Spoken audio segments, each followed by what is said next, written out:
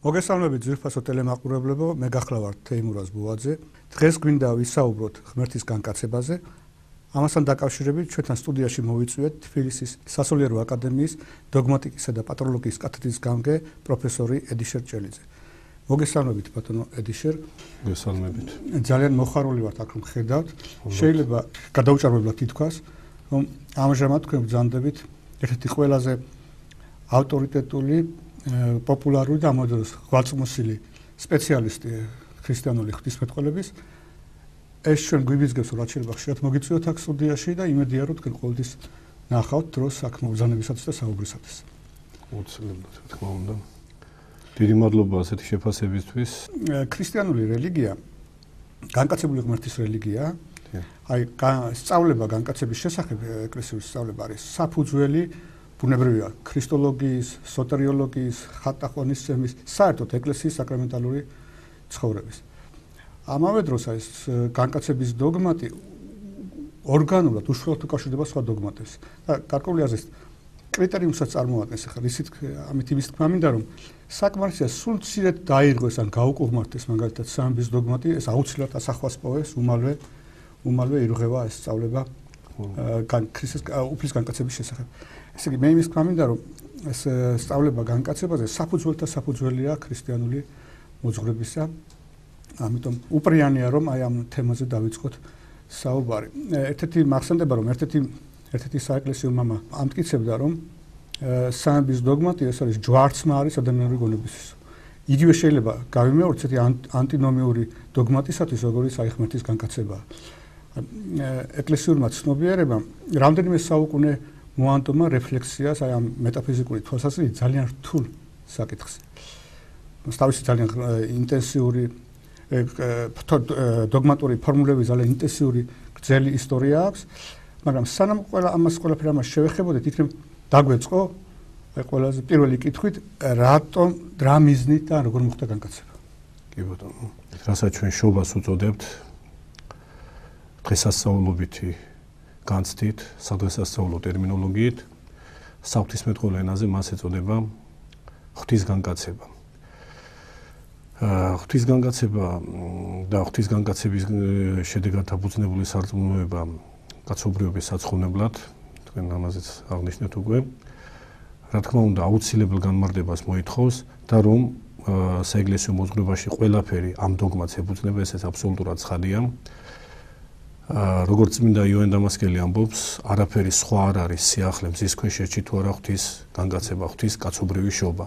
და თუ ეს მართლაც ერთადერთი სიახლეა მთელი ქმნილების ისტორიაში, ჯერ თავისთავადაც ცხადია, მაგრამ ამ გამონათქვამითაც კიდევ უფრო მეტად ცხადი ხდება თუ რაოდენ მნიშვნელოვან მოძღვრებასთან გვაქვს საქმე. რაც შეეხება დოგმატთა ურთიერთმიმართებას და ერთი დოგმატის ცდომილების მეორე დოგმატზე გამხსობას, ეს რა თქმა უნდა აბსოლუტურად გამჭვირვალეა, რადგანაც ცალკე აღებული რომელიმე დოგმატის ცალკე სწავლებას არ ქმნის, ჩვენ გვაქვს ერთი გამოცხადებითი სწავლება, სადაც მსჯელობაში, განმარტებისას, გადაცემისას გამოყოფთ ცალკე დოგმატებს, თუმცა ისინი ერთი განუყოფელი მთლიანობაა.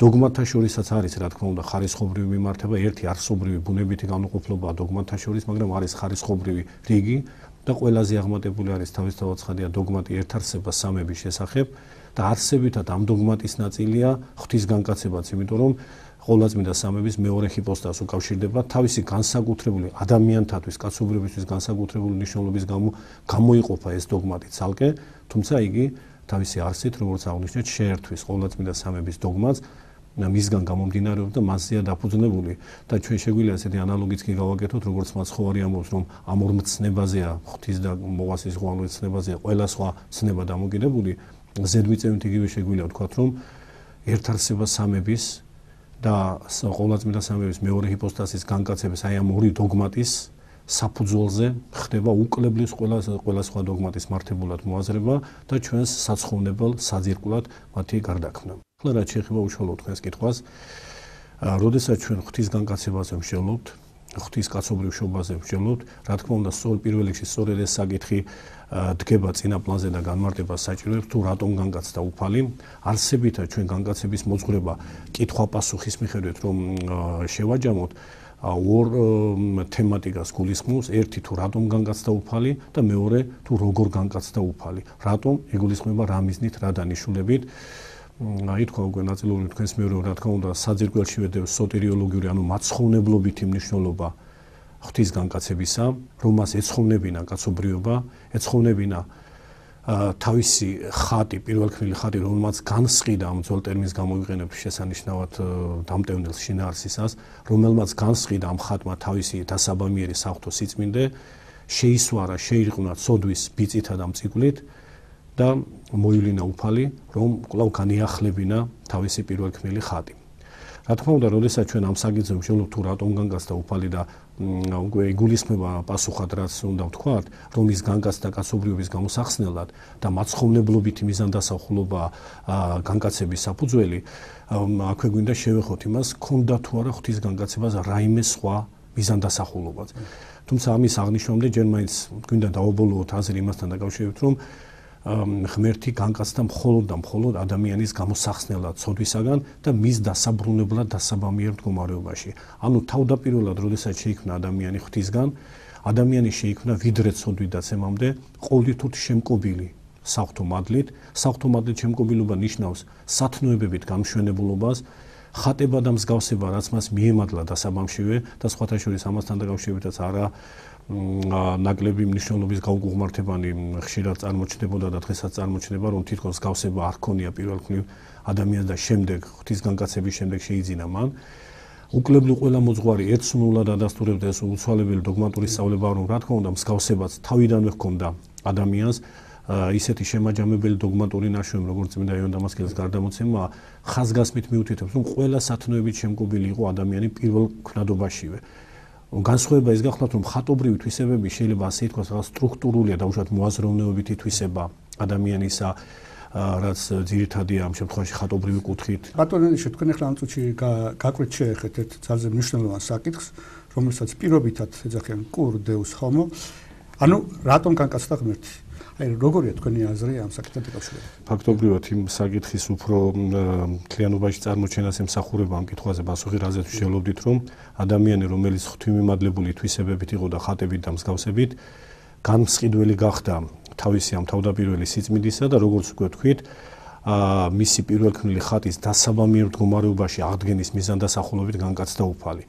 ეს იგივეა, რომ ვნებებით და წამწმენდელი ცოდვით გამსჭვალული და განგმირული კაცობრიო ბუნება კვლავ დასაბამიერ უცოდველობაში დაბრუნებულიყო და სრულიად ნათელია, რომ განკაცებას ეს უმტკიცესი საფუძველი აქვს. ახლა, როდესაც ისმის აი ეს კითხვა, რაც თქვენ ასე მკაფიოდ წამოჭერით, პირდაპირ უნდა ვთქვათ, რომ ის ბოლო ნაწილი, რა თქმა უნდა, რომ ჩემი აზრი როგორია ამ საკითხზე, ასეთ საკითხებზე მე ყოველად გამორიცხულია რაიმე ჩემი აზრი მით უმეტეს მასობრივ გადაცემის დროს გამოთქვა. მე მინდა გასაგები მესმის, უბრალოდ მე მაინც ამას ხაზს უსვამ, რომ შეიძლება რა თქმა უნდა აზრი გამოთქვა პიროვნებამ ისეთ საკითხზე, რომელიც ექვემდებარება მსჯელობას.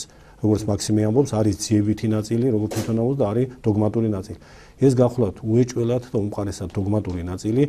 ამას ჩვენ თანდათანობით ორიოდე სიტყვით, მაგრამ მაინც რამდენიმე თემად წარმოვაჩენთ უეჭველად, რომ საეკლესიო მოძღვართა მიერ და მათ შორის ერთ-ერთი ყველაზე მკვეთრი გამოთქველი ამ დოგმატისა სწორედ მაქსიმე აღსარებელი გახლავთ, ღმერთი განკაცდა მხოლოდ და მხოლოდ კაცობრიობის გამოგზავრით. რატომ? საიდან ჩანს ეს, სანამ კონკრეტულ ციტატებს მოვიტანეთ. ეს პირველ რიგში ჩანს იქიდან, ეს ამ შემთხვევაში მეორე ნაწილიც იყო ჩვენი მსჯელობისა თუ როგორ განკაცდა უფალი, მაგრამ ეს ორი საკითხი იმდენად განუყრე მთლიანობაშია, რომ ასე მაქსიმალურად ვერ განვაშორებთ მათ და ამ შემთხვევაში ეს მეორე საკითხი შემოდის თუ როგორ განკაცდა უფალი. წინ ვიტყვით და ამას შემდეგ ჩვენ დაუბრუნდებით, რომ უფალი განკაცდა იმგვარად, რომ მან მიიღო ჩვენი კაცობრიო ბუნება ცოდვის შემდგომი, ამას კაფიოდ ხაზს უსვამთ, მას არ მიუღია კაცობრიო ბუნება უცოდველი, ანუ ცოდვამდელი, მან მიიღო ცოდვით დაცემული კაცობრიო ბუნება ყოვლად უცოდველად, არის ასეთი ფორმულა, მან ყოვლად უცოდველად მიიღო ჩვენი ცოდვით დაცემული კაცობრიო ბუნება და მიზანდასახულობა ამ გვარი მოქმედებისა იყო, რომ სწორედ ცოდვით დაცემულ და დასნეულებულ ბუნებას სჭირდებოდა კურნება და მას რომ ამგვარი ბუნება არ მიიღო ჩვენი და დაუშვათ დაუცემელი და ცოდვამდელი, როგორც მონოფიზიტთა გარკვეული მიმართულებანი, კერძოდ გაიანითა და ივლიანითა მიმართულებანი ასაბუთებდნენ თითქოს ბრწყალებში ვამბობთ, მაშინ არც ცხონება გახდებოდა და გამოხსნა კაცობრიობის ბუნებისა. მან მიიღო ის, რაც კურნება საჭიროებდა, დასნეულებული ამის ციტატებს შემდგომ წარმოადგენთ და აღადგინა ის თავდაპირველ სოდველობაში და თავდაპირველ სიმყარეში. სრულიად ნათელია ღვთისგანკაცება, რომ სხვა მიზანდასახულობისა ყოფილიყო, არა კაცობრიობის ბუნების განწმენდა ვნებათაგან და ცოდვისაგან, არამედ თუნდაც ცოდვანი და ვნებანი არ ქონოდა მას, მაშინ ის არ მიიღებდა ამგვარ ბუნებას. ის მიიღებდა სწორედ როგორც გაიანიტები და ევლიანიტები მე-5-6 საუკუნეებში სრულიად მკაფიოდ ჯუმდებლობდნენ და ბრძნობდნენ, რომ მან მიიღო უხრწნელი კაცობრიობის ბუნება, ცოდვამდელი კაცობრიობის ბუნება და ერთი შესანიშნავი დიალოგიც არის მოღწეული ამ ეპოქიდან მართლმადიდებლისა და მონოფიზიტის კითხვა-მიგებას ერქვია. და იქ მონოფიზიტი ასეთ რამესაც ეუბნება მართლმადიდებლს, რომ რატომ არ გინდათ რომ დაუშვათ, რომ ეს ხო უფრო აღმატებული პატივია ღვთისთვის, რომ მან მიიღო კაცობრიობის ბუნება უხრწნელი, ცოდვამდელი, ყოველგვარი ცოდვისგან რა თქმა უნდა თავისუფალი იყო, უპასუხეს მართლმადიდებლები, მაგრამ ცოდვის შედეგისგან თავისუფალი კაცობრიობის ბუნება არ მიუღია და ამას ჩვენ ვერასოდეს ვერ ვაღიარებთ, იმიტომ რომ ამის მტკიცების საშუალებას არ გვაძლევს წმინდა სახარება. რადგანაც იქ აშკარაა, რომ მაცხოვრის კაცობრიობის ბუნება დაიღალა, ამ სხეულს მოშივდა, გამონადენი ჰქონდა, ჭამდა და გადაადგილდებოდა და ასე ანუ მიიღო ის მდგომარეობა კაცობრიობის ბუნებისა, რაც გულისხმობს ბიოლოგიურ ხრწნადობას, ბიოლოგიურ მოკვდავობას და ტკივილ გამცდელობას. ანუ ეს თვითონ განკაცების სახეში თუ როგორ განკაცდა უფალი, ეს მკვეთრად ხაზგასმულია, რომ მხოლოდ აქედან გამომსყიდველობითი აი ამ ვნებათაგან კაცობრიობის ბუნების გამომსყიდველობითი მიზანდასახულობით განკაცდა უფალი. მე აქ სპეციალურად წამოვიღე რამდენიმე ესე იგი ამონარიდი, სადაც სრულიად მკაფიოდ დასტურდება რაც ახლა ჩვენ გინდა ვთქვათ მაქსიმეს ციტატას შედარებით ბოლოს ავიკითხავთ. პირველ რიგში წარმოადგენთ ერთ-ერთ ყველაზე უფრო მნიშვნელოვან სწავლებას აი ამ კუთხით, სწორედ რომ სხვა არანაირი მიზანდასახულობა ღვთისგანკაცებას არ ქონდა, გარდა იმისა, რომ კაცობრიობის ბუნება გამოიხსნა და ეს ყველაზე ავტორიტეტული წყარო გახლავთ წმინდა ანასტასი სინელი.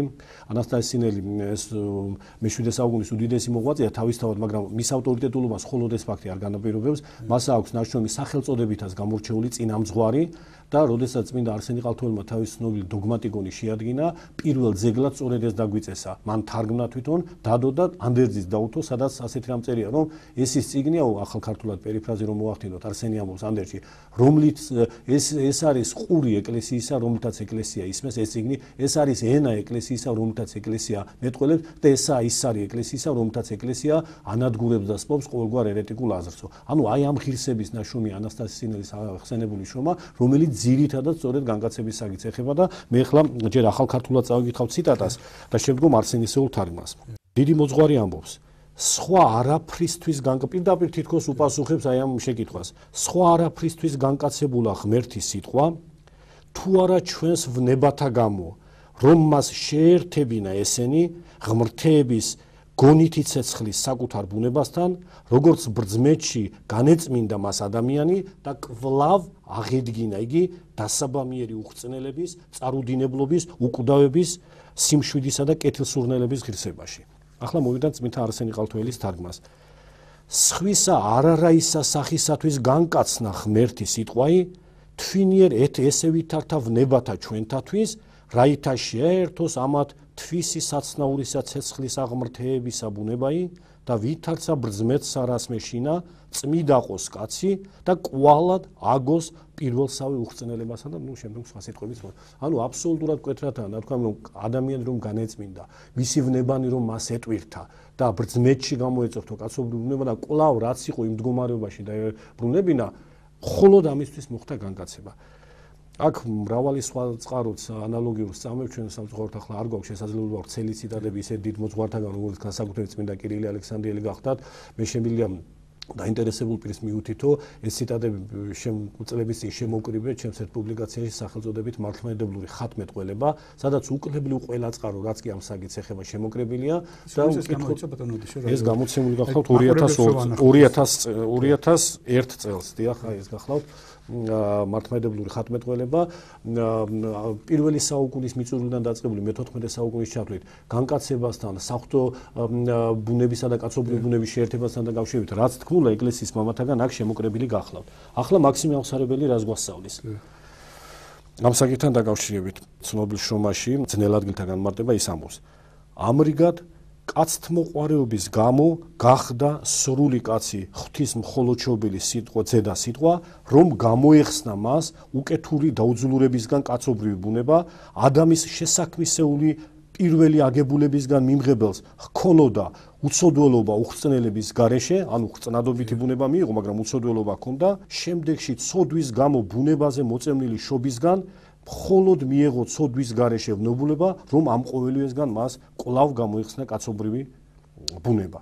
ანუ აბსოლუტურად კაფეოთაა ნათქვამი, რომ ამრიგად კაცთმოყვარეობის გამო განგაცების საფუძველი მხოლოდ კაცთმოყვარეობა. კაცთმოყვარეობის საფუძველი ამ შემთხვევაში კაცთმოყვარეობა შეიძლება სხვადასხვა საფუძველი ჰქონდეს, ამ შემთხვევაში არის დაცემულობაში მყოფის გამოხსნა და კვლავ ზეციურ სუფევაში აყვანა მისი. გეთახმებით, უბრალოდ შენიშვნები და გავაკეთო. აქედან ხო გამომდინარეობს ალბათ ისიც, აი თქვენი მსჯელობიდან, რომ ადამიანი განიხვდებოდა, ესე იგი ადამიანი, ესე იგი იესო ღმერთი რომ არ განკაცებულიყო, ადამიანი განიხვდებოდა იმ დონეზე და თავის განხვდობაში, როგორც აი განკაცების შემდეგ. ამასაც გულისხმობს. აბსოლუტურად კაფეო პასუხი ამასთან დაკავშირებით და ჩვენ სხვათა შორის აი ეს ნაშრომი რაც აქ წარმოადგენთ, სწორედ ამ საკითხის დასაბუთება ზედმეტი სიტყვა, იმიტომ რომ ეს დასაბუთებულია და განმარტებულია ამ საკითხთან დაკავშირებით სათანადო ინფორმაციის სრულ წარმოდგენას მოახმარეთ, რომ ეკლესიის მამათა უმყარესი სწავლებით მაცხოვარმა თავისი განკაცებისას კაცობრივი ბუნება იმ მდგომარეობაში აღადგინა, რაშიც ის თავდაპირველად იყო. მაცხოვარმა აღადგინა განხვდობაში, კაცობრივი, ანუ განაღმთო კაცობრივი.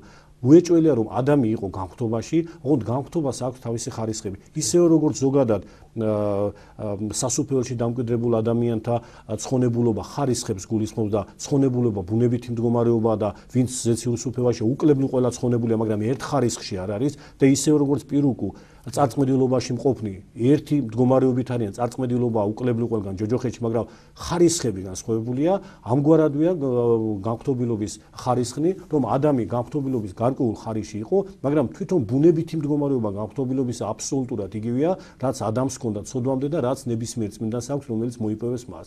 თუმცა აქვე ეკლესიის მამები ხაზგასმით მიუთითებენ, რომ მაცხოვრის შემდგომ მის კვალად და მის მიერ გაკვალულ გზაზე მსვლელი კაცობრიობა და ადამიანები პირველად როდესაც განხვდობას მოიპოვებენ, ეს მოპოვებული განხვდობილობა ხარისხობრივად უფრო მაღალია. აბსოლუტურად იგივეა ბუნებითად და ჩვენ ამის ციტატები ვნახეთ, აურაცხელი გახლავთ და ანალოგიური სწავლებანი, რომ თასაბამიდან როგორიც იყო ადამიანური ბუნება ზედმიწევნით იმავე მდგომარეობაში აღადგინა იგი მაცხოვარმა, მაგრამ თვითონ მისი სიტყვებია და ეკლესიის მამები განსაკუთრებით კირილე ალექსანდრე განმარტავს, რომ ცხოვრება უნდა მოგცეთ და უმეტესად მოგცეთ. ანუ ცხოვრება, ცხონება, განხვდობილობა ადამიანის მდგომარეობა ცოდვამდე და წმინდანთა სუფევად სასუფეველში, მაგრამ უმეტესობანი არის, ანუ ხარისხობრივი მეტნაკლებობა. აქ წმინდა კირილე ალექსანდრელი უაღრდა რახან ამ საკითხს შევეხეთ, უნდა აღვნიშნოთ მისი ერთი უაღრესად საინტერესო სწავლება, რომ ადამიანსაც იგივე სათნოებანი ჰქონდა, რა სათნოებანიც მოიპოვება ჩვენი პირადი ძალისხმევით ღვთის განკაცების შემდეგ. ადამიანიც წმინდა იყო, ამბობს კირილე ალექსანდრელი და წმინდა ის პიროვნება, რომელიც განეკუთვნება და სასუფეველში დამკვიდრდება, მაგრამ წმინდანობის ხარისხი ერთნაირი არაა და რა განსხვავებაა? ხსენებულმა წმინდანმა პიროვნება საქმით დაადასტურა თავისი წმინდანობა. ადამის სიწმინდეში იყო, ამბობს კირილე ალექსანდრელი, მაგრამ სად დაედასტურებინა, სად გამოეწოთო თავისი სიწმინდე, როცა უწმინდურება არსად არ იყო. ანუ საასპარეზო, სამოღვაწო, ადამით სამართლიანი იყო, მაგრამ სად ემოღვაწა მის სამართლიანობას, როცა უსამართლობა არსად იყო. და მსგავსი აი ეს სათნოებითი თვისებები ყველა ჰქონდა ადამიანს, მაგრამ არ იყო დადასტურებული, განმტკიცებული ცხოვრებაში გამოწორთობილი და სხვა არის ამ შემთხვევაში განწმენდილობა და სათნოებებით შემკობილობა წმინდანისა, რომელმაც ჯერ ესოდენ საფუძველზე ღვთის სისხლზე დაფუძნებულ საეკლესიო წიაღში მოღვაწეობით და პირადი ძალისხმევით მოიპოვა. იქ მთლიანი საფუძვარი იყო ღვთის ადამიანისადმი, ხოლო ესა უკვე მოპოვებული საღვთო მსხვერპლშეწირვითა და პირადი ძალისხმევით და ამიტომაა ეს გაცილებით აღმატებული ხარისხობრივად. არა ბატონო, მე უფრო მინდა ეს კითხვა დააკისვა, თვითონ ჩვენი მაყურებლებისათვის უფრო გარკვეული გახდეს. აი მაგალითად უფლის განკაცების შემდეგ ჩვენ ვეზიარებით უფლის სისხლს და ხორცს. აი ამიტომ ბუნებრივად ის კითხვა. აი ადამი რომ არ დაცემულიყო, არ განკაცდებოდა უფალი, ამიტომ არ გვექნებოდა, თქვათ, აი შესაძლებლობა, რომ უფლის სისხლს და ხორცს, ღმერთის სისხლს და ხორცს ზიარებოდით. ეხლა აქ ასეთი ამბავია. თავიდანვე ვაპირებდით ამას ხაზგასმა ახალწონა. როდესაც თვითონ ეს კითხვა ისმის, რომ ადამიანი რო არ დაცემულიყო, ღმერთი განკაცდა, ანუ რა მოხდებოდა? არა მარტო ამ საგიზე, სხვა საგითან დაკავშირებითაც ჩვენ ეს რადიო საუბრებშიც არაერთი ქონია და საერთო პუბლიკაციებშიც ხაზგასმა იმას, რომ ეკლესიის მამები კატეგორიულად მიუთითებენ საერთოდ მართლმადიდებლობა კატეგორიულად და დოგმატურად არასოდეს არ მსჯელობს ისეთ საკითხზე, რაც არ მომხდარა. იმიტომ რომ რატომ სერიოზული საუბარი ამაზე არ შეიძლება, იმიტომ რომ ჩვენ ეჭვის ქვეშ ვაყენებთ ღვთის წინასწარ და ყოვლის მცოდნეობას. შესაბამისად, რაც ხდება, ეს მისი წინასწარწოდნის დასტურია და სხვანაირად არ შეიძლება მოხდარიყო. არა იმიტომ რომ მან გასაზღვრა წინასწარ, მან იცის რომ წინასწარ ეს ასე მოხდება, ყოვლის მცოდნე ამას ნიშნავს.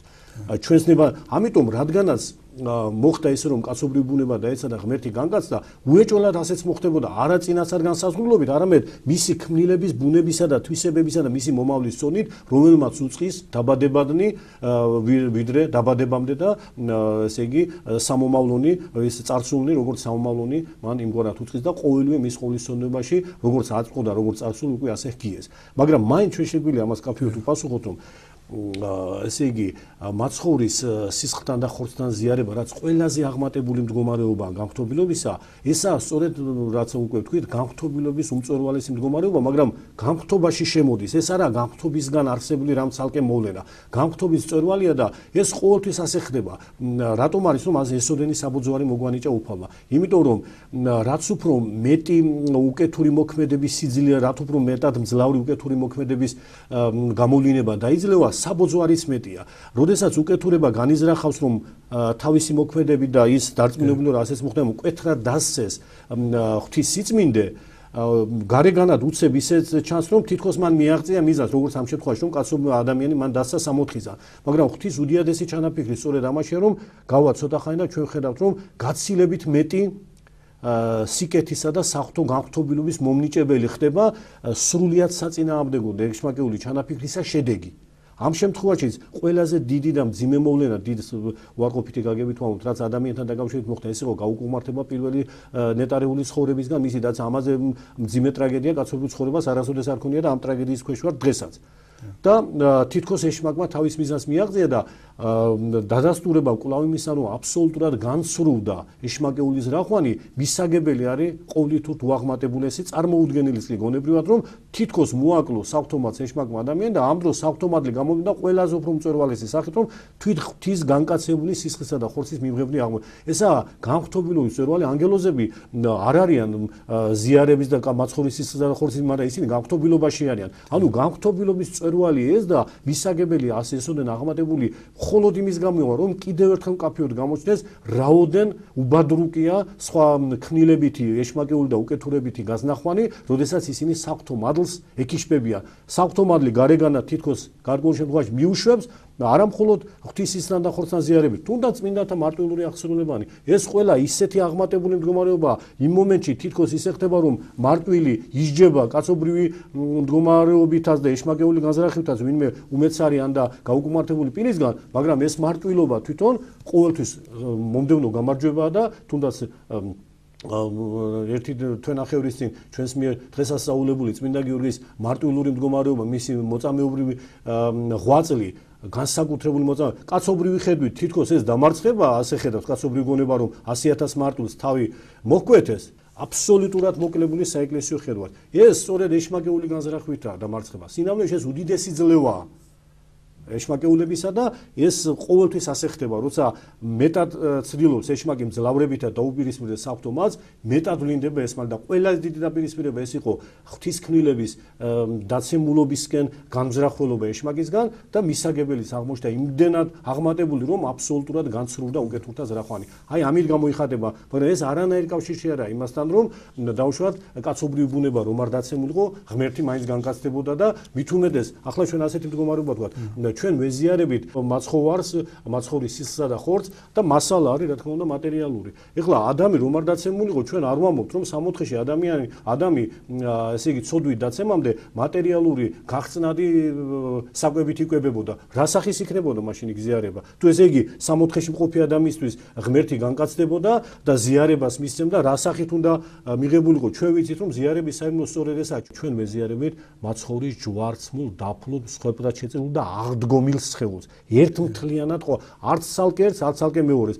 ეს მსხვერპლად გაღებულია და რას მიიღებდა ზიარება და ადამი თუ ეს მსხვერპლ შეწირული სხეული არ იქნებოდა, რასაც ამან შეძინა ზიარების საერთოდ ესე განსაკუთრებულობა, რომ ღმერთი ჩვენთვის მსხვერპლის გამღები აღმოჩნდა და რომელიც სხეულთაც მას მსხვერპლი გაიღო და რომელიც სხეულთაც აღდგა და ამაღლდა, აი იმ სხეულს ვეზიარებთ ჩვენ და თუ ეს მოვლენები არ იქნებოდა, რაღაც ზიარების საიმნოს არსი უკვე გამოცილილი იქნებოდა და აბსოლუტურად შეუძლებელი იქნებოდა რომ 64-ში მყოფი გამგთობილი ადამიანისთვის რაღაც ზიარების გავსი დაწესებულიყო. ასე რომ, მაგრამ ეს მაინც განსჯანია კიდევ ერთხელ ვამბობთ, ამაში შევდივართ მხოლოდ იმის გამო რომ რაღაც უფრო მკაფიო წარმოჩნდეს, თორემ დოგმატური სწავლება არის აბსოლუტურად უცვალებელი, რომ ღმერთი განგაცდა ერთადერთი მიზანდასახულობით გამოეხსნა ცოდვაში ჩავარნილი კაცობრიობა და კვლავ აღედგინა იგი დასაბამიერ მდგომარეობაში.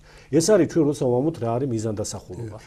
დაუბრუნდით, აი რატომ როგორ მოხდა განსაცდელი. ხო, ეხლა აუცილებლად უნდა შევეხოთ ჩვენ მეორე მხარესაც თუ როგორ მოხდა ესე განკაცება, როგორც გაუგუღმართებანის სახეზე იმ პირველ თემასთან დაკავშირებით, კიდევ უფრო მკვეთრი გაუგუღმართებანი ძველადაც იყო და თითქმის ყოველ ეპოქაში სხვადასხვა მასშტაბითა და სიძლიერით წარმოჩნდება, თუ როგორ მოხდა განკაცება. ცხადია ეს მცდარი აზრების წარმოქმნა ჩვენ არც უნდა გაგვიგრძელდეს იმდენად რთული და კაცობრივი კი არა ზოგადად მთლიანი ქმნილებითი გონება რომ ავწონდოთ მისთვის ყოვლითურთ მიუწვდომელი მოვლენაა განკაცება, მაგრამ ცდომილების დაძლევა შესაძლებელია ჩვენ შეცდომ ერთადერთი იმით რომ უკვე ჩამოყალიბებული სწავლება ვიცოდით. ის კი არა ჩვენ თვითონ ვეძიებდეთ და განმარტავდეთ. ჩამოყალიბებული აბსოლუტურად ზედმიწევნით განმარტებულია და უცვალებელ რჯულად დადებულია სწავლება იმის შესახებ თუ როგორ მოხდა განკაცება. ცდომილება მაშინ იბადება, როცა ჩვენი პიროვნული კაცობრიო გონებით შევეცდებით ამისა. არც ეკლესიის მამებს განუმარტავთ ეს საკუთარი გონებით, ესაა გამოცხადებითი სწავლება, მათ უბრალოდ ვრცლად გადმოსცეს ის, რაც ღვთისგანე უწყად და რა ის რომ საკუთარი გონებით ეს გონება მიუწვდომელი მოვლენა თითქოს თვითონ საჩინო ხვეს და გააშინა არსეს. ახლა როგორ მოხდა განკაცება? განკაცება, როდესაც ჩვენ ვსჯელობთ იმაზე თუ როგორ აღსრულდა განკაცება, ორ მდგომარეობაზე ხდება აქცენტირება. გამომდინარე იქიდან რომ ნებისმიერი მოვლენა საეკლესიო სწავლები და ზოგადი კაცობრივი გონებითი და ფილოსოფიური სწავლებითაც ნებისმიერი მოვლენა ორ ხარეს გულისხმობს. ერთი ბუნებითი მდგომარეობა, მეორე პიროვნული, ანუ ჰიპოსტასური მდგომარეობა. მეორე ჰიპოსტასი ყოვლადწმინდა სამებისა მეორე გვამოვნება, მეორე პირი ძე ღვთისა, ძე ღმერთი, ის ჰიპოსტასურად ძეა, მაგრამ ბუნებითად საღვთო ბუნების მქონეა. ანუ რა თქმა უნდა, ისე როგორც ნებისმიერ მოვლენას ღვთიურობასაც აქვს ჰიპოსტასურობა და ბუნებითობა. ყოვლადწმინდა სამება სამი ჰიპოსტასია, ერთი ბუნება აქვთ მათ ბუნებითი თვისებები, რაც აბსოლუტურად იგივეა მათ შორის და აქვთ თითო ჰიპოსტასური ურთიერთგანმასხვავებელი თვისება, მამისთვის მამობა, ძისთვის ძეობა და სულიწმინდისთვის გამომავლობა. და ამიტომ, როდესაც განკაცებაზე ვსაუბრობ, ორივე კუთხით ვსაუბრობთ. ძე ღმერთი, საღვთო ჰიპოსტასი და საღვთო ბუნების მქონე, როდესაც განკაცდა, ეს განკაცება რა მიმართებაშია საღვთო ბუნებასთან და რა მიმართებაშია საღვთო ჰიპოსტასთან. ჯერ ბუნებასთან დაკავშირებით უნდა აღვნიშნოთ და ძალიან მოკლედ, რა თქმა უნდა, სირთულეებში შესვლა ასეთი მასობრივი გადაცემისთვის შეიძლება არ იყოს სასარგებლო. ჩვენ მაინც მოგვიანებით ვაპირებთ, მაგრამ აქვე შეგვიძლია აღვნიშნოთ, რომ როდესაც ხშირი რაღაც პაექრობანია და გაუგებრომანი სხვადასხვა საკითხთან დაკავშირებით, უმჯობესი იქნება დაინტერესებული პირები სასულიერო აკადემიაში შემოიკრიბნონ, მოვიდნენ, რომ ყველა წყარო საეკლესიო მოძღვართაგან აღნიშნულ თემატიკაზე მათ უშუალოდ ნახონ და ყოველგვარი გაუგებრობა თავიდან იქნეს აცილებული. როდესაც ჩვენ ვასწავლით, ანუ ეკლესია როდესაც ასწავლის თუ როგორ აღსრულდა ღვთის განკაცება პირველ რიგში ბუნებითი კუთხით, ანუ საღვთო ბუნება მაცხოვრის ჰიპოსტასში როგორ შეუერთდა კაცობრიო ბუნებას, ამ კუთხით ტრადიციულად საეკლესიო ისტორიაში ყველაზე უფრო გამოკვეთილად სახეზეა ორი გაუგუღმართება, ერთი მონოფიზიტური ამ შემთხვევაში კრეფსითი ტერმინია და მეორე ნესტორიანული. პირველი მათგანი ასწავლიდა, რომ საღვთო ბუნების შეერთებით კაცობრიო ბუნებასთან უფრო მძლავრმა დაზლია უფრო სუსტი, ანუ კაცობრივი გააუქმა ბუნებითად გააუქმა მისი ანუ აღმოფხვრა ძირეულად მისი კაცობრივი ბუნებითი თვისებანი და შესაბამისად კაცება შეერწყა შთაინთქა ღმრთებაში და ერთბუნებად გამოიკვეთა თითქოს და განკაცებული ღმერთის მდგომარეობა. და ასეთი აბსოლუტურად პარადოქსული ფორმულია შემუშავებული მონოფიზიტაგან, ძველთაგანვე განსაკუთრებით ევტიქიანელთაგან, რომ იესო ქრისტე ორი ბუნებისა იყო განკაცებამდე, მაგრამ განკაცებისას ერთი ბუნება. რომ ეს ორი ბუნება თითქოს ერთ ბუნებად შეიწყა და რა თქმა უნდა საღვთო ბუნებად. ეს ერთი გაუგუღმართება და მეორე ნესტორიანული, რომელიც ასწავლიდა თითქოს რომ ორი ბუნება შენარჩუნდა სრულად, მაგრამ ორი ბუნების კვალობაზე ის იმდენად თიშავდა ორ ბუნებას მონოფიზიტმა მთლიანად შეარწყავდა, ხოლო ნესტორიანელობა იმდენად თიშავდა ამ ორ ბუნებას, რომ თითო ბუნებას თითო პირს განუგუნებდა და ორი ძის, ორი პირის აღიარებამდე მივიდა ნესტორიანელობა, რომ ძე ღვთისა შეუერთდა ძეს კაცისას, ანუ პიროვნულად ადამიანს შეუერთდა პიროვნულად ღმერთს და შესაბამისად ორი ბუნებას შეერთდა. მაგრამ შეერთება ორი ბუნებისა ფაქტობრივად შეუძლებელია ნესტორიანული მოძღვრებისთვის, ესაა ორი ბუნების გვერდიგვერდ მოთავსება პიროვნულად თან დადება, მაგრამ რასაც შეერთება ეწოდება ამ სიტყვის რეალური მნიშვნელობით, თავიდან აცილებით ერთი მხრივ შერწყმისა და მეორე მხრივ გათიშულობისა, ესაა მართლმადიდებლური სწავლება იმის შესახებ, რომ ეს ორი ბუნება ღვთის განკაცებისას შეუერთდა იმ გაგებით, რომ ღმრთება განამდიდრებდა და მყისვე განამდიდრა კაცება. აი ეს მოვლენა ეკლესიის მამათაგან ყველაზე მკაფიოდ გამოთქმული, რომ არათუ შეირწყა ორი ბუნება, ან და არათუ თუ გათიშული დარჩა ნესტორიანული მოძღვრება, მაშინ განკაცება რეალურად არც მომხდარა, თუ კაცებას არაფერი არ შეეხო ღმრთეებისგან და რაიმე არ იმოქმედა მასზე ღმრთეებამ, მაშინ განკაცების რაობა რაშია? ეკლესია გვასწავლის, რომ ეს შეხება სულიერი გაგებით ვამბობთ, შეხებას ღმრთეებისა კაცებასთან არ გულისხმობდა ბუნებითი თუნდაც ერთი კაცობრივი ბუნებითვისების აღმოფხვრას, მაგრამ არც იმას გულისხმობდა, რომ ღმრთება კაცებასთან მიმართებით არანაირი ზემოქმედება პირიქით, ღმრთება რა თქმა უნდა კაცებასთან შეერთებით და თვითონ ეს სიტყვას ამას ხაზობს, რომ რაღაც მოვლენას ადგილი ჰქონია, განამდიდრებდა მას. აი ეს გამდიდრება მაცხოვრის კაცობრივი ბუნებისა, მაცხოვრის საღვთო ბუნებით, ეკლესიის მამათაგან ყალიბდება სწავლებად იმის შესახებ, რომ მაცხოვრის კაცება არის განღვთობილი. განღვთობილია მაცხოვრის კაცობრივი ბუნება. მაგრამ ჩვენ რომ ეს ჭეშმარიტი აზრით გვესმოდეს, ასევე უარსად შემოკლებულად აღნიშნავთ, რომ ეკლესიის მამათა სწავლებით მაცხოვრის კაცობრივი ბუნების განღვთობილება ორ აუცილებელ ეტაპს გულისხმობს. პირველი ეტაპი განღვთობისა ხდება შეერთების პირველ წამიდანვე, ჩასახვისთანავე, ამას ეკლესიის მამები უწოდებენ უმწვერვალეს შეერთებას, როდესაც ხდება სწორედ გამდიდრება, მხოლოდ გამდიდრება და გამდიდრება რითგან სხვავდება დაუშვათ შერწყმისგან და სხვა. გამდიდრება ნიშნავს მხოლოდ და მხოლოდ ზემოქმედების მოხდენას ყოველგვარი ბუნებითი თვისების შეცვლის გარეშე. ისევე როგორც მაგალითად ამა თუ იმ წმინდას საღვთო მადლი ანიჭებს ზოგჯერ წინასწარმეტყველების უნარს, ეს მის ბუნებას კი არ თვით მადლით მიეცემა, ამ შემთხვევაში ჩვენ მაცხოვრის კაცებასთან დაკავშირებით მადლზე არ ვსაუბრობთ, უბრალოდ ანალოგს ვაკეთებთ, რომ წმინდანი ზოგჯერ ღვთისგან გამდიდრდება საღვთო ღირსებით, მაგრამ ეს მისი ბუნების ცვალებადობას არ იწვევს, შეიძლება ის გაუგუღმართება რა ეს საღვთო ღირსება მას მოაგდეს. განსხვავება ნებისმიერი წმინდანის გამდიდრებულობისა საღვთო ბუნებისგან და მაცხოვრის კაცობრივი ბუნების გამდიდრება იმაშია, რომ ჩვენ მაცხოვრის კაცობრივ ბუნებასთან დაკავშირებით არანაირად არ ვსაუბრობთ არანაირ მადლზე. იმიტომ რომ ორი ეს ბუნება, კაცობრივი და საღვთო, ერთ ჰიპოსტაშია. ასეთი რამ არასოდეს არ მოხდარა და არც მოხდება, ამიტომ ჩვენ ვსაუბრობთ, რომ ღმრთება განამდიდრებს კაცებას ერთი ჰიპოსტასური შეერთების გამო. ერთ ჰიპოსტასში მყოფობის გამო, ერთი ჰიპოსტასი რომ არის ორივესი საღვთო და კაცობრივი ბუნებისა, ბუნებით თვისებათა გამომხატველი. ჰიპოსტასი სწორედ ისაა, რაც ბუნებით თვისების გამომხატველია. აი თქვენ მართალი ბრძანდებით, ხშირად, როდესაც კარგად რომ გადმოცე მოძღვრება ჭეშმარიტი, აი აპოფატიკური ტაქტიკა ძალიან მომგებიანია. ხანდახან საჭირო ხდება, რომ ხაზი გაუსვა არასწორ სწავლებას და არასწორ ფორმულირებას.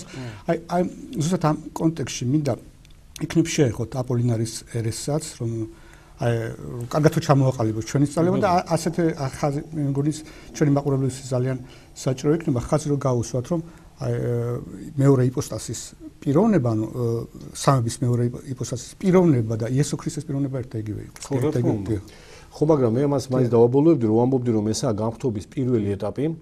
ანუ პირველი ეტაპი მაცხოვრის კაცობრიობის ესაა გამდიდრება, ანუ ღმრთების ღირსებებით ავსება კაცობრივ ბუნებას, საღვთო ღირსებებით იგულისხმება, რომ კაცობრივ ბუნება მყისვე განიმშვალა, არა დროის შემ, არამედ მყისვე საღვთო ცოდნით, საღვთო ძლიერებით, საღვთო ცხოვნყოფილობითა და საღვთო მეუფეობით, აი ამ ოთხი თვისებით მყისვე განიმშვალა, ესაა განღვთობის პირველი ეტაპი, რასაც გამდიდრება ეწოდება და მეორე ეტაპი არის თვითონ კაცობრივი დაცემული ბუნების თვისებების სრული გაქრობა, როგორც უგევთქვით, მაცხოვარმა მიიღო კაცობრივი ბუნების დაცემულობითი მდგომარეობა ყოველგვარი ცოდვის გარეშე, მაგრამ მდგომარეობა ასეთი, ანუ ეს ძირითადად ეკლესიის მამათაგან სამი თვისებით გამოითქმის, ესაა მოკვდავობა, ბიოლოგიური ხრწნადობა და ტკივილგამცდელობა. აი ამ თვისებებისგან თავისუფლდება კაცობრივი ბუნება და გარდაიქმნება, ანუ განღვთობის მეორე ეტაპს უკვე ეწოდება გარდაქმნა, რომ მაცხოვრის კაცობრივი ბუნება მოკვდავობიდან გარდაიქმნება უკვდავებად, ბუნებითი და ბიოლოგიური ხრწნილებისგან გარდაიქმნება იხსნება უხრწნელებად და ტკივილ გამოცდილობისგან გარდაიქმნება ტკივილ განუცდელობად, როგორიც იყო ადამიანის კაცობრივი ბუნება ცოდვით დაცემამდე და როგორიც იქნება ყველა განღთობილი ადამიანის ბუნება, როდესაც ის სუფევაში დამკვიდრდება. აი ესაა განღთობილობის ორი ეტაპი. ეხლა რასაც თქვენ ბრძანებთ აპოლინართან დაკავშირებით, აპოლინართან დაკავშირებული ცრუმეტყველება და ცრუმოძღვრება ჯერ კიდევ კაბადოკიელ მამათაგან ხილებული მდგომარეობს იმაში, რომ აპოლინარის მიხედვით განკაცება და ამიტომ ამბობთ ჩვენ ადრეს რომ მონოფიზიტობა კრეფსითი ტერმინია, მართალია თვითონ მონოფიზიტებიც ანათემირებულ ყოფენ აპოლინარს, მაგრამ არსებითად მათი გარკვეული მესაფუძვლე აპოლინარი გახლავთ, რომელიც ამბობდა რომ მაცხოვარს სრული კაცება არ მიუღია, მას რამდენიმე ეტაპი ჰქონდა აზროვნებისა, ჯერ ამბობდა რომ მხოლოდ სხეული მიიღო კაცობრივი, მაგრამ სხეული მკვდარ სხეულს ხო ვერ მიიღებდა, ამიტომ მან დაუშვა ცოცხალი სხეული, მაგრამ არა გონებითი, ანუ ირაციონალური სული მიიღო, დაახლოებით ისეთი როგორც ცხოველს აქვს, ანუ სამშვიდობელი ფაქტობრივად, მაგრამ არ მიუღია მას კაცობრივი გონება, ანუ გონითობა და ის ამას იმითხსნიდა, რომ თითქოს კაცობრივი გონება საღვთო გონებისგან განსხვავებით ეჭვებით, სხვადასხვაგვარი აზრებითაა აღსავსე და მაცხოვარს თუ ჩვენ კაცობრივ გონებასაც განვუგურთებთ, ამბობდა აპოლინარი, ეს კაცობრივი გონება წინააღმდეგობაში იქნებოდა მის საღვთო გონებასთან და როგორ შეიძლება ეს ერთ ჰიპოსტაზში შენარჩუნებულიყო. ამიტომ ის თვლიდა, რომ მან მიიღო კაცობრივი სხეული და უგონებო სული და კაცობრივ გონებას ჩაენაცვლა საღვთო გონება. სწორედ ამ ერესის უარსაყოფად წმინდა გრიგოლ ღვთისმეტყველის დროიდანვე მკვიდრდება სხვათა შორის ლიტურგიკაშიც და საგალობლებშიც, რომ მაცხოვარმა მხოლოდ კაცობრივი სხეული და კაცობრივი სული ეს ამ გამონათქვამით კი არ ვადიდებთ, ეს კი არ მიიღო, არამედ კაცობრივი გონიერი სული მიიღო, ანუ ყოვლითურთ ყველა ესე იგი თვისება კაცობრივი ბუნებისა მას ჰქონდა და რა თქმა უნდა ჰქონდა მას აბსოლუტურად კაცობრივი გონება. მაგრამ ეს ყოველივე ბუნებითი მხარეა და ეს არანაირად არ ნიშნავს, რომ მაცხოვრის კაცებას ჰქონდა კაცობრივი ჰიპოსტაზიც, ანუ კაცობრივი გვამონებაც. ჩვენ ამასთან დაკავშირებით ციტატების ნაკრები ასევე გამოვაქვეყნეთ, აქ არ მაქვს ახლა წამოღებული, მაგრამ შემიძლია დაინტერესებულ მკითხველს მიუთითო ჟურნალ გზასამეუფოს მეოთხე ნომერი, სადაც კრეფსითაც წარმოდგენილი გვაქვს ეკლესიის მამათა სწავლება იმის შესახებ, რომ მაცხოვრის კაცობრივ ბუნებაზე არ ვამბობთ, რომ მას კაცობრივი ჰიპოსტაზი აქვს, მაგრამ ვამბობთ, რომ ის ჰიპოსტასურია. ესე იგი, ბუნება ჰიპოსტასის გარეშე, ანუ გვამონების გარეშე არ შეიძლება იყოს, შესაბამისად, მისი კაცობრივი ბუნებაც ჰიპოსტასურია, მაგრამ ეს ჰიპოსტაზი არა კაცობრივი ჰიპოსტაზი. ღმერთ სიტყვის ჰიპოსტაზი განკაცებამდელიც და მარადიულადაც როგორიცაა ყოვლადწმინდა საიმაში ძეხვთისა, აი ეს ჰიპოსტაზივე გახდა მიმღები კაცობრივი ბუნების, ანუ ეს ჰიპოსტაზივე გაუხდა ჰიპოსტაზად კაცობრივ ბუნებასაც. ჰიპოსტაზი გახლავთ ასე განიმარტება საღვთო ბუნების თვისებათა გამომხატველი და პირობითაც შეიძლება ითქვას ამამოქმედებელი, აი რომ ვთქვათ, რომ მაგალითად მოაზროვნება ბუნების თვისება, მაგრამ ჩვენ მოაზროვნებას ვერსად ვერ ვიპოვით, ხელს ვერ შევახებთ, მოაზროვნე უკვე კონკრეტულია, რომელიც ამოქმედებს ამ თვისებას თავის თავში. აი ამ კუთხით მაცხოვრის ჰიპოსტაზი და ზუსტად ეს მეორე ნაწილი იყო ჩვენი მსჯელობისა, რომ ბუნებით მხარეზე ასე თუ ისე ვიმსჯელეთ, ჰიპოსტაზის მხრივ რა ხდება, რომ მაცხოვრის ჰიპოსტაზი ერთი რჩება, არავითარი მეორე ჰიპოსტაზი მას არ შეერევა და ერთია ჰიპოსტაზი განკაცებამდეც, განკაცებისასაც და განკაცების შემდეგაც მარადიულად და ის ყოველთვის ღმერთ ჰიპოსტაზია, ეს ჰიპოსტაზი, რომელიც განკაცებამდე მხოლოდ საღვთო ბუნების თვისებებს გამოხატავდა, როგორც ვგვევთვით ჰიპოსტაზი ისა, რაც გამოხატავს საღვთო ბუნების თვისებებს, ხოლო ბუნება ეს გახლავთ ჰიპოსტაზისგან გამოხატული თვისებების კრეფსითი აბსტრაქტული მთლიანობა, რომელიც ცალკე ჰიპოსტაზის გარეშე არსად არ არსებობს. ჰიპოსტაზი, მაცხოვრის ჰიპოსტაზი განკაცებამდე გამომხატველი იყო საღვთო ბუნების თვისებებისა, განკაცებისას იმ საღვთო ბუნებითი თვისებების გამოხატვასთან ერთად ყოვლითურ და მარადიულად და სწორედ ამ კუთხით განიხილება ეკლესიის მამათაგან მაცხოვრის ჰიპოსტაზის მდგომარეობა განკაცებისას და ანუ განკაცების შემდეგაც იგივეა, რომ ჰიპოსტაზი მარტივია, როცა ერთი ბუნების თვისებებს გამოხატავს, მაგრამ ჰიპოსტაზი შედგენილია, როცა ორი ბუნების თვისებებს გამოხატავს და საღვთო ჰიპოსტაზთან და ღმერთ ჰიპოსტაზთან დაკავშირებით სწორედ ეს ითქმის ეკლესიის მამათაგან, რომ ჰიპოსტაზი იგივეა და მხოლოა და ერთია, მაგრამ ეს ჰიპოსტაზი განკაცებამდე მარტივი იყო, იმიტომ რომ მხოლოდ საღვთო ბუნების თვისებებს გამოხატავდა, განკაცებისას იგივე ჰიპოსტაზი არის უკვე შედგენილი, ძველქართულად იყო ტერმინი შეზავებული, რომელსაც დღეს ვერ გამოვიყენებთ, იმიტომ რომ შეზავება სხვა დატვირთვა აქვს, შედგენილი, რადგანაც ის უკვე გამომხატველია ორი სხვადასხვა ბუნების თვისებებისა. მაგრამ ჰიპოსტაზი კვლავ და ყოველთვის და მარადიულად არის ერთი და დღესაც ეს ჰიპოსტაზია მაცხოვრის კაცობრივი ბუნებისა, რომელიც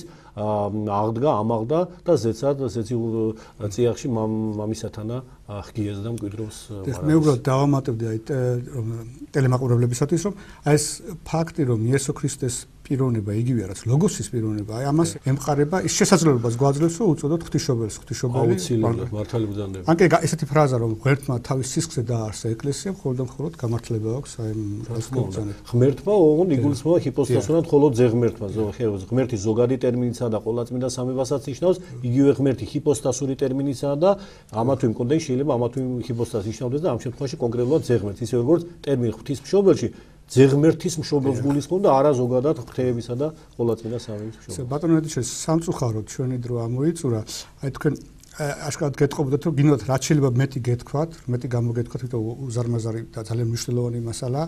ამიტომ კიდე მოგეცემოთ საშუალება რომ ილაპარაკოთ აი მნიშვნელოვან საკითხებზე და ეხლა მინდა რომ ჩვენი საუბარი დავამთავროთ. ჩვენ ტელემაყურებლებსაც ძალიან მნიშვნელოვანი იქნება თქვენი აზრი, რომელ ავტორებს ძველს ან თანამედროვეს ურჩევდით ჩვენ ტელემაყურებლებსაც გაცნობდნენ აი ამ განკაცებასთან დაკავშირებით. მე ამ შემთხვევაში მაინც როგორც ყოველთვის აქცენტი ძველ ავტორებზე მაქვს, რაც ჩემი პროფესია თვლი, ასე ვთქვათ, ინფორმაციის მოწოდება აქედან შემილია მხოლოდ ერთადერთი უცვალებელი სახელმწიფო ეკლესიის ისტორიაში ეს გახლავთ იოან დამასკელის, წმინდა იოან დამასკელის მართლმადიდებლური სარწმუნოების ზედმიწევითი გადმოცემა, რომელიც მართლაც კარგად არის გამოცემული 3 თარგმანით, ასე კრებსითად იშვიათი ტექსტის პუბლიკაცია, 2 ძველი ქართული უბწყინვალესი და უსახთოესი თარგმანით ეფრემ ცირისა და არსენი ყალთველისა და კითხველისთვის გასაგებად ცხადი ახალ ქართული თარგმანიც ეს ჩვენეული თარგმანი გახლავთ, რაზეც უკვე აღნიშნეთ. აი ეს არის ყველაზე მთავარი წყარო, ეს არ გახლავთ იოან დამასკელის ნაშრომი, ჩვენ შეიძლება და ერთი გადაცემა ამ ნაშრომის ღირსებებისადმიც მიგვეძღვნა, იმიტომ რომ ესაა ზოგადად ეკლესიის ხმა, ეკლესიის სწავლება ღვთის განგებით დაკისრებული იოან დამასკელზე, რომ მას ეს ყველა ეს საუკეთესო წესით ლაკონურად შემოეკრიბა. ასევე ჩვენ შეიძლება და გვესაუბრო აღარ ვახერხებთ იმ საგიზე თუ რატომ განგაცდა ღმერთი კონკრეტულად იმ ჟამს როცა განგაცდა და აი ამასთან დაკავშირებით შემიძლია დაინტერესებულ კითხვას მიუთითო წმინდა გრიგოლ ნოსელის უბწყინვალესი ქადაგება შობასთან დაკავშირებით, რომელიც სხვათა შორის ახლახან გამოქვეყნდა ახალ ქართულად მთლიანად. მე შემიძლია იმ კითხვას უთხრა რომ და მსმენელს რომ გამოვიდა ძალიან დიდი მიზანდასახულობის მქონე საღვთისმეტყველო რელიგიურ საგანმანათლებლო ჟურნალი გული გონიერი, სწორედ აი ამგვარი ტექსტების ნაკრები გახლავთ ის და იქ არის ერთი ნომერი გამოვიდა, ახლა საშობაო ნომერი გამოვიდა, საერთოდ წელიწადში 3 გამოვა, საშობაო, საალბომო და საღვთისმშობლო, მიზანდასახულობა სწორედ ეს გახლავთ, რომ მხოლოდ და მხოლოდ ეკლესიის მამათა სწავლება დაინერგოს ჩვენს ერში და აი პირველ ნომერში, რომელიც შობას ეძღვნება, მრავალი სხვა მხარე შობასთან დაკავშირებული ეკლესიის მამათა სწავლების საფუძველზე წარმოჩენილი გახლავთ და ამასაც თუ გაეცნობა მსმენელი და მკითხველი ძალიან კარგი იქნება. ძალიან დიდი მადლობა ბატონო ედიშერ. ძვირფასო ტელემაყურებლებო, შეგახსენეთ რომ ჩვენი დღევანდელი სტუმარი გახლდათ თბილისის სასულიერო აკადემიის პატროლოგიისა და დოგმატიკის კათედრის გამგე პროფესორი ედიშერ ჭელიძე. გემშვიდობებით, დიდი მადლობა თქვენი ყურადღებისთვის.